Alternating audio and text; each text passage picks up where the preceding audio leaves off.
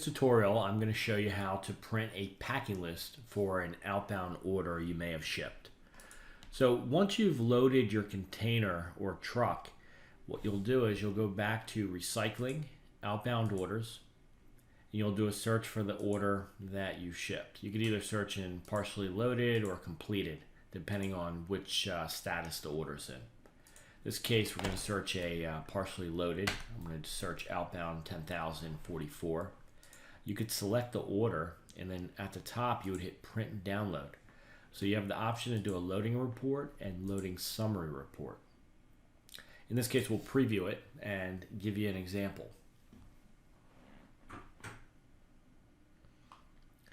So you can see here, this is the loading summary report. We summarized all the items. There's 14 pallets, and it summarized it by a commodity type and also summarized the item counts. Your other option was to see more of a detailed view, which outlined the items by the lot IDs. So that's how you print a loading report.